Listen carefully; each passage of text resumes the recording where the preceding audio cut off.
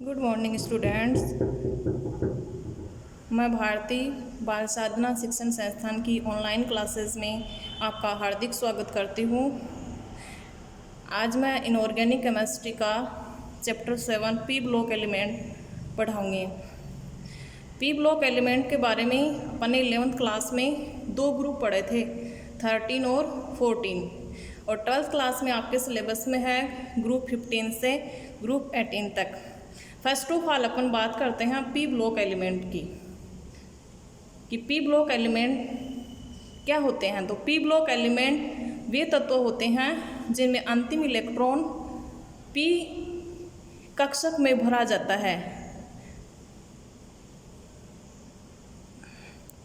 इन तत्वों का अंतिम इलेक्ट्रॉनिक विन्यास या बाह्यतम कोश का इलेक्ट्रॉनिक विन्यास होता है NS2 Np1 से 6 हीलियम को छोड़कर, यानी हीलियम इसमें एक्सेप्शनल गैस है जिसका इलेक्ट्रॉनिक विन्यास होता है 1s2, जिसमें अंतिम इलेक्ट्रॉन s में भरा जाता है। लेकिन इसकी प्रॉपर्टी अक्रिय गैस के साथ मैच होने के कारण इसको 18 वर्ग में इनर्ट गैसेज के साथ में रखा गया है। अब अपन बात करते हैं पी ब्लॉक में कौन से ग्रुप आते हैं और कौन से एलिमेंट के अपन इस वाले चैप्टर के अंतर्गत स्टडी करेंगे। पी ब्लॉक में ग्रुप 13 से लेकर के 18 तक के एलिमेंट आते हैं।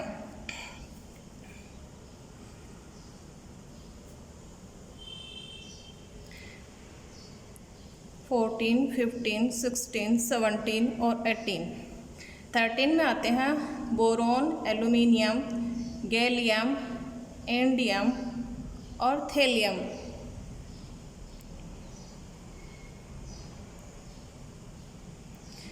ग्रुप 14 में आते हैं कार्बन, सिलिकॉन, जर्मेनियम, टिन और लेड। ग्रुप 15 में आते हैं नाइट्रोजन, फास्फोरस, आर्सेनिक, एंटीमनी और बिस्मथ। ग्रुप 16 में आते हैं oxygen, sulphur, selenium, tellurium, polonium. Group 17 में आते हैं फ्लोरीन, क्लोरीन, ब्रोमीन, आयोडीन और एस्टेटाइन। ग्रुप 18 में आते हैं helium, neon, argon, krypton, xenon और रेडॉन। अब अपन बात करते हैं ग्रुप 13, जिसको 3rd A, 14 4th A, इसको 5th A, इसको 6th A, 17 को 7th A, 18 को कहा जाता है 0 ग्रुप। अब अपन बात करते हैं पी ब्लॉक के तत्वों की सामान्य परिचय की, यानी पी ब्लॉक के तत्व जो होते हैं इनका अंतिम इलेक्ट्रॉनिक विन्यास जो कि होता है NS2 Np1 से 6, अर्थात इनका S कक्षक जो होता है वो पूर्णपूरित होता है और P कक्षक जो होता है उसमें 1 से 6 तक इलेक्ट्रॉन भरे जाते हैं। अब अपन बात करते हैं 15 ग्रुप की। 13 और 14 के बारे में अपन ने 11th क्लास में स्टडी कर लिया पी ब्लॉक के अंतर्गत। अब अपन बात करेंगे 15 ग्रुप की। 15 ग्रुप जो है इसको निकोजेंस फैमिली भी कहा जाता है। निकोजेंस जो है ग्रीक शब्द निकोजेन से बना है, जिसका अर्थ होता है घुटन से होता है। 16 वर्ग को कहा जाता है कैल्कोजन, जिसका अर्थ होता है एस बनाने वाले, अर्थात अधिकांश एस जो हैं वो 16 वर्ग के तत्वों द्वारा निर्मित किए जाते हैं। 17 को कहा जाता है हेलोजन वर्ग और 18 को कहा जाता है इनर्ट गैस। आज अपन बात करेंगे 15 ग्रुप की, 15 ग्रुप एलिमेंट की। 15 ग्रुप एलिमेंट में आते हैं nitrogen, phosphorus, arsenic, antimony, bismuth. Group 15, 16, 17 और 18, इन चारों को याद करने की ट्रिक मैंने आपको 11th क्लास में बताई है कि इनको किस ट्रिक से याद किया जाता है, क्या इनका एटॉमिक नंबर होता है, क्या इनका इलेक्ट्रॉनिक विन्यास होता है। ग्रुप 15 में अपन बात करते हैं नाइट्रोजन और फास्फोरस की, तो ये तो होते हैं अधातु। आर्सेनिक, एंटीमनी ये होते हैं उपधातु, और बिस्मथ होती है धातु। अर्थात कहने का मतलब है पी ब्लॉक तत्वों में तीनों प्रकार के तत्व धातु, अधातु व उपधातु तीनों पाए जाते हैं। और तीनों की कैरेक्टरिस्टिक प्रॉपर्टी क्या होती हैं ये आप 11th क्लास में पढ़ चुके हैं। अब मैं बात करती हूँ इनकी प्राप्ति की, या प्रकृति में किस रूप में पाए जाते हैं। फर्स्ट ऑफ ऑल मैं बात करती हूँ नाइट्रोजन की, कि नाइट्रोजन है वो वायुमंडल में पाई जाती है, 78% नाइट्रोजन पाई जाती है। नाइट्रोजन यौगिकों के रूप में अमोनिया है, उर्वरकों जैसे यूरिया में पाई जाती है NH2CO, NH2 यूरिया का फॉर्मूला होता है।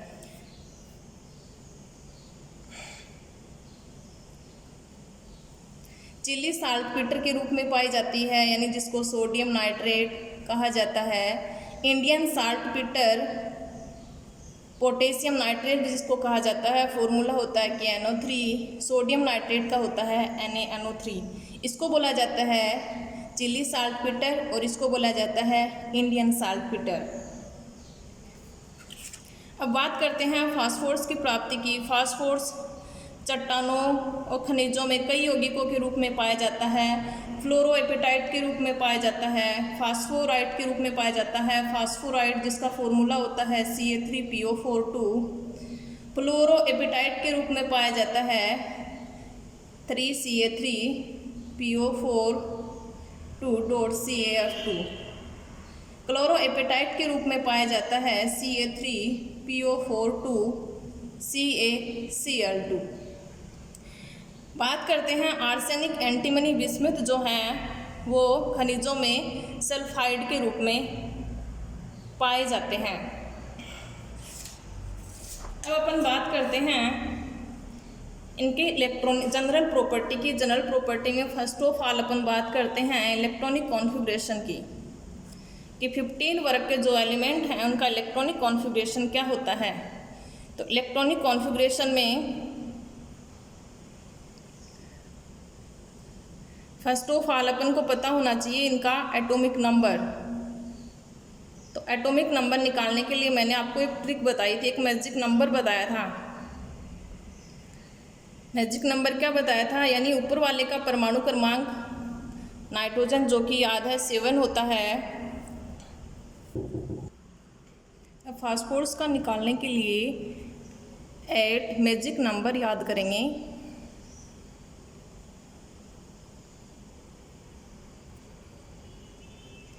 8, 18, 18, 32, यानी नाइट्रोजन का याद है 7, तो इसमें 8 ऐड कर देंगे तो किसका एटॉमिक नंबर आ जाएगा, फास्फोरस का कितना आ जाएगा 15। 15 में कितना ऐड करेंगे 18 ऐड करेंगे तो किसका एटॉमिक नंबर आ जाएगा, आर्सेनिक का। 18 ऐड करेंगे तो कितना हो जाएगा 33। अब इसमें फिर से 18 ऐड करेंगे तो कितना आ जाएगा 51। अब फिर से इसमें कितना ऐड करेंगे 32 ऐड करेंगे तो किसका एटॉमिक नंबर आ जाएगा, बिस्मथ का, जो कि होता है 83। अब एटॉमिक नंबर ज्ञात करने के पश्चात अपन इनका इलेक्ट्रॉनिक कॉन्फ़िगरेशन आसानी से लिख सकते हैं। जैसे नाइट्रोजन, तो इनका इलेक्ट्रॉनिक विन्यास शॉर्ट में लिखने के लिए इनसे जस्ट पहले जो इनर्ट गैस होती है उसको बड़े वाले ब्रैकेट में लिखा जाता है। तो नाइट्रोजन से जस्ट पहले कौन सी अकड़ी गैस आती है, हीलियम जिसका परमाणु क्रमांक 2 होता है। अब इसमें कितने इलेक्ट्रॉन भरने हैं, 7, 2 हो गए, शेष बचे हैं 5। अब नाइट्रोजन जो है वो कौन सी आवर्त में आता है, ये दूसरे आवर्त में आता है नाइट्रोजन। फास्फोरस तीसरे आवर्त में आता है, आर्सेनिक चौथे, एंटीमनी 5वें में और बिस्मथ आता है 6ठे आवर्त में आता है। तो इनका सामान्य इलेक्ट्रॉनिक विन्यास अपन को याद है NH2 NP1 से 6। तो अंतिम इलेक्ट्रॉनिक विन्यास क्या होगा, NH2 NP1 से 6। लेकिन ये कौन से आवर्त में है, सेकंड आवर्त में है, तो अपन क्या लिख देंगे 2s2 2p। अब टोटल इलेक्ट्रॉन कितने हो गए 2 2 4, कितने बच गए 3, तो इनका इलेक्ट्रॉनिक विन्यास हो जाएगा नाइट्रोजन का हीलियम 2s2 2p3। इसी प्रकार अपन फास्फोरस का लिखेंगे। फास्फोरस से जस्ट पहले कौन सी इनर्ट गैस आती है, नियोन, परमाणु क्रमांक 10। अब ये कौन से आवर्त में है, तीसरे आवर्त में है, तो अपन लिख देंगे 3s2 3p3। ये हो जाएगा इसका इलेक्ट्रॉनिक विन्यास। अब अपन बात करते हैं आर्सेनिक, इसका इलेक्ट्रॉनिक विन्यास। इसके जस्ट पहले कौन सी इनर्ट गैस आती है,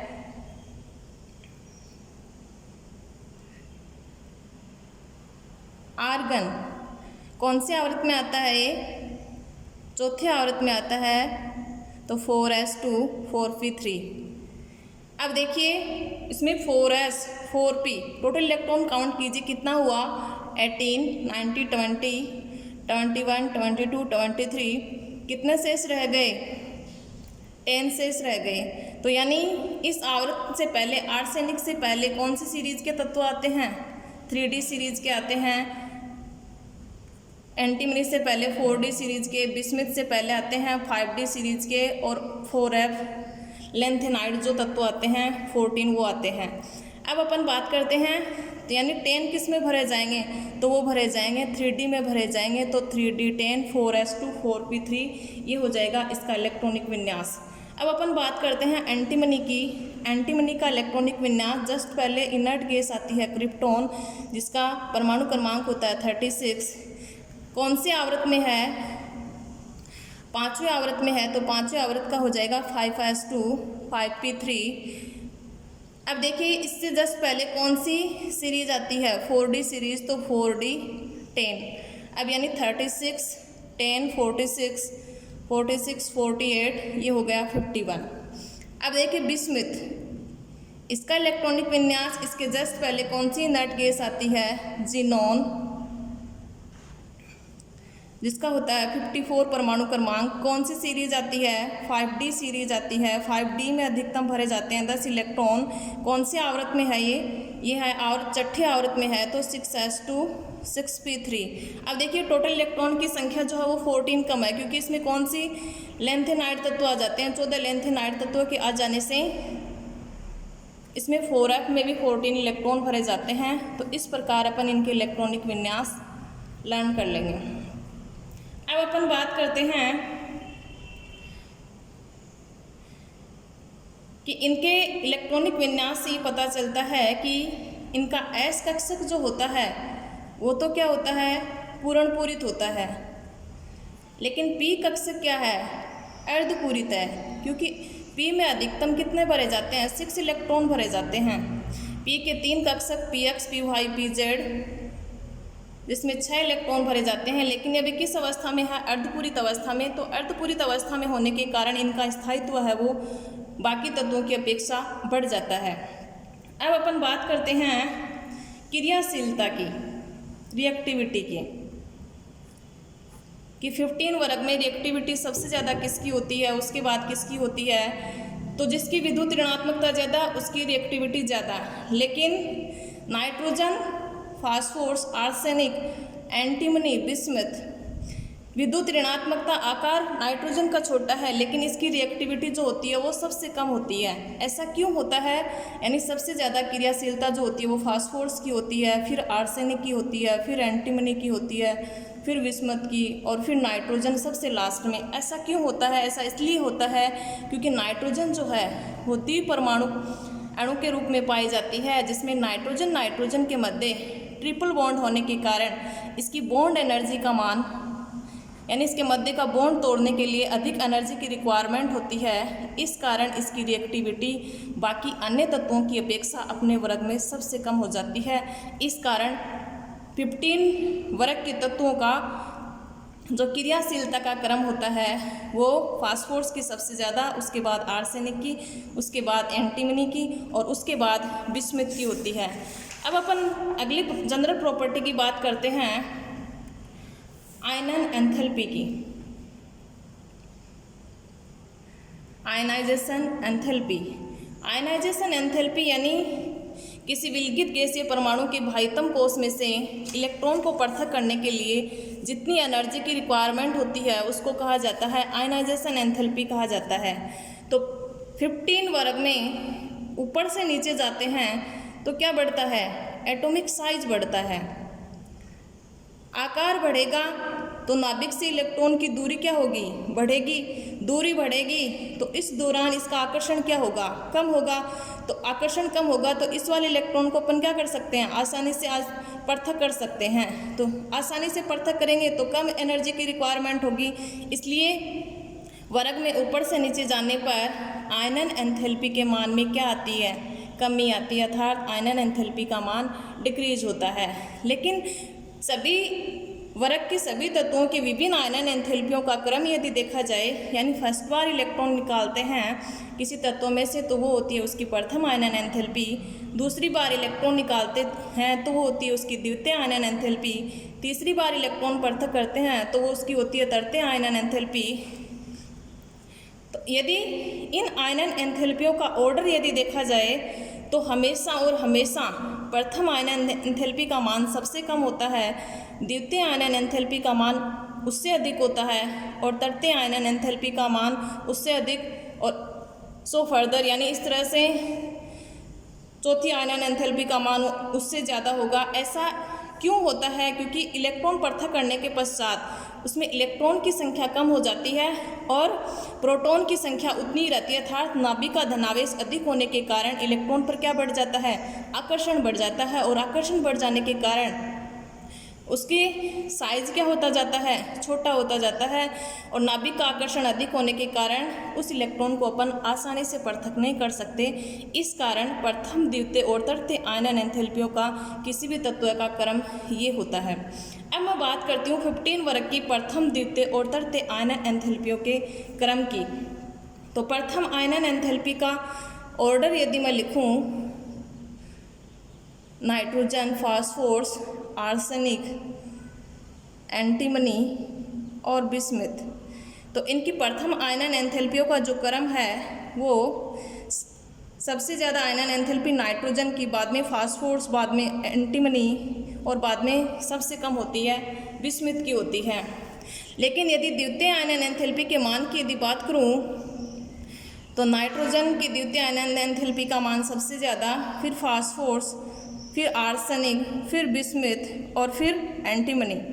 तृतीय आयनन एंथैल्पी की यदि बात करूं तो सबसे ज़्यादा होती है नाइट्रोजन की, फिर फास्फोरस की, फिर आर्सेनिक की, फिर बिस्मिथ की और फिर एंटीमनी की। अब देखिए फर्स्ट आयनन एंथैल्पी में तो वही एटॉमिक साइज का रीजन हो जाएगा।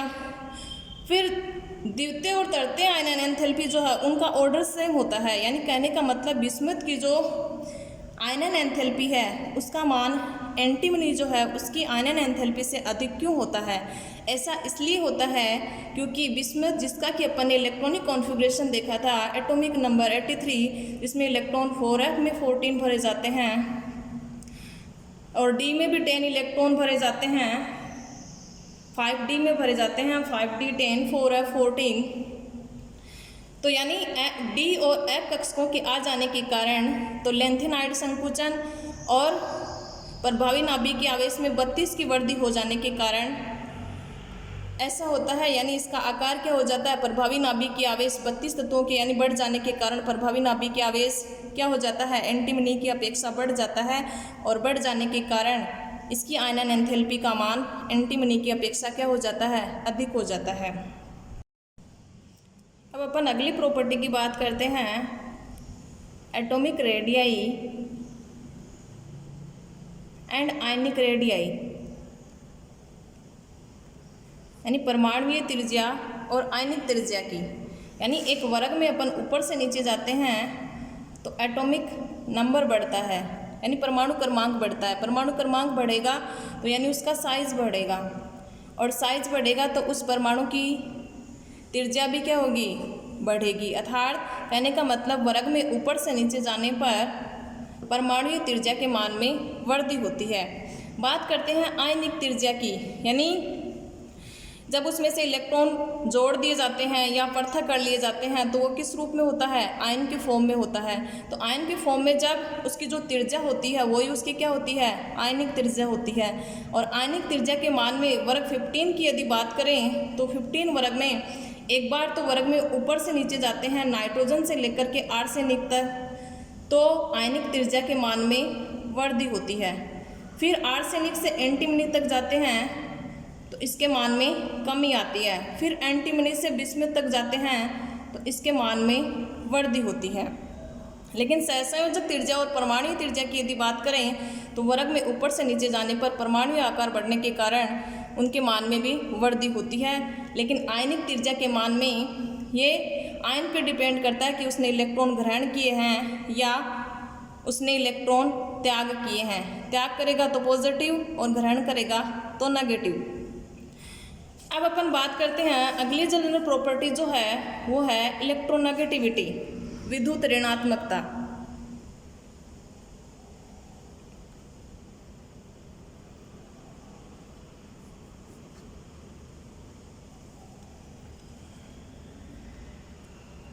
विद्युत ऋणात्मकता मतलब बंद के इलेक्ट्रॉन को अपनी तरफ आकर्षित करने की कैपेसिटी।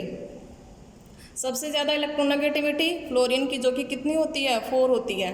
अब अपन बात करते हैं 15 वर्ग की इलेक्ट्रोनेगेटिविटी की। नाइट्रोजन, फास्फोरस, आर्सेनिक, एंटीमनी और बिस्मुथ वर्ग में ऊपर से नीचे जाते हैं तो इलेक्ट्रोनेगेटिविटी के मान में कमी आती है क्योंकि एटॉमिक साइज इंक्रीज होता है।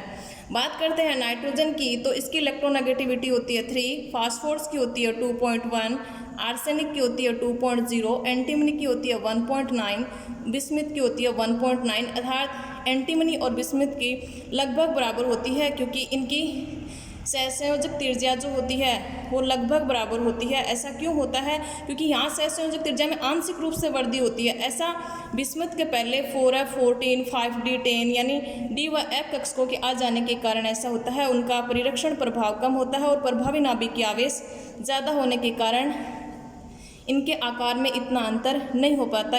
इस कारण इनकी विद्युत ऋणात्मकता क्या होती है, लगभग बराबर होती है। तो सबसे ज़्यादा विद्युत ऋणात्मकता जो है, यानी विद्युत ऋणात्मकता का यदि ऑर्डर की बात करें तो होता है नाइट्रोजन, फिर फास्फोरस, फिर आर्सेनिक और एंटीमनी और बिस्मुथ की जो होती है इलेक्ट्रोनेगेटिविटी बराबर होती है। अब अपन बात करते हैं 15 वर्ग के जो एलिमेंट हैं उनकी फिजिकल प्रॉपर्टी की, भौतिक गुण। फिजिकल प्रॉपर्टी की यदि अपन बात करें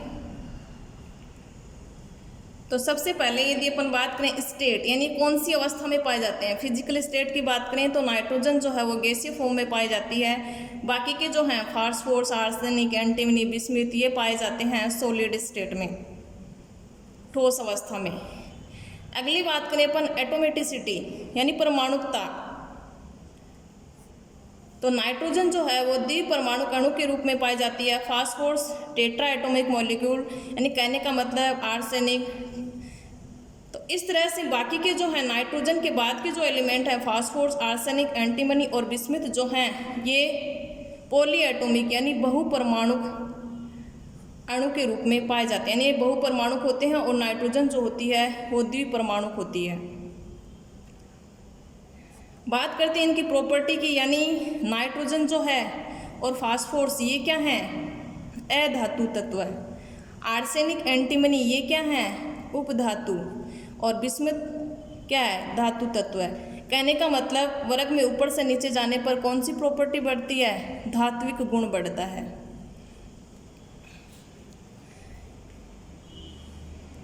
अगली प्रॉपर्टी की बात करें अपन बॉइलिंग पॉइंट। बॉइलिंग पॉइंट की यदि बात करें तो वर्ग में ऊपर से नीचे जाने पर क्वथनांक के मान में क्या होती है, वृद्धि होती है। मेल्टिंग पॉइंट की यदि बात करें तो नाइट्रोजन से आर्सेनिक तक मेल्टिंग पॉइंट का मान बढ़ता है और फिर इसका मान घटता है। बात करें अपन डेंसिटी की तो डेंसिटी वर्ग में ऊपर से नीचे जाएंगे यानी परमाणु द्रव्यमान बढ़ता है, परमाणु क्रमांक बढ़ता है, तो इसके साथ साथ में डेंसिटी का मान भी क्या होगा, बढ़ेगा। तो वर्ग में 15, वर्ग में यदि अपन ऊपर से नीचे जाते हैं तो डेंसिटी के मान में क्या होती है, वृद्धि होती है। तो ये है इनकी फिजिकल प्रॉपर्टी। Thank you. आपको जो भी इस टॉपिक से कोई क्वेश्चन पूछना है तो आप कमेंट कर सकते हैं।